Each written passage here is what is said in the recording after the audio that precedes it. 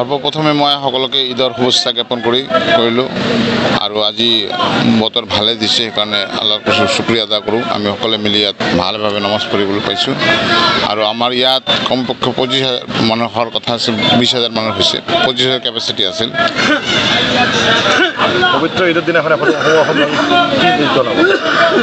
মই সকলোকে শান্তিপূৰ্ণ ভাতৃত্বভাৱে সকলোকে শান্তি যাতে কোনো ধৰণৰ কাৰো কোনো অসুবিধা নহয় সেইকাৰণে যিহেতু কুৰবানী ঈদ কাৰো ধৰণৰ কোনো অসুবিধা নাই সেইকাৰণে শান্তিপূৰ্ণভাৱে ঈদ পালন কৰিবলৈ মই সকলোকে আহ্বান জনাইছোঁ।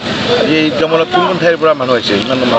আমাৰ ধুবুৰী মিউনিচিপালিটি এৰিয়া আশে পাশে ভিলেজ এৰিয়াৰ পৰা বাহিৰৰ পৰা বহুত মানুহ আহে, ধুবুৰী গৌৰীপুৰ বিলাচীপাৰাৰ পৰা বহুত মানুহ আহে কাৰণ এইটো ধুবুৰী অসমৰ ভিতৰত আটাইতকৈ ডাঙৰ ঈদগাহ আৰু বহুত ঐতিহাসিক ঈদগাহ সেইকাৰণে সকলোৱে ইয়াত পচন্দ কৰে আৰু ইয়াত নামাজ পঢ়িবলৈ ইচ্ছা প্ৰকাশ কৰে।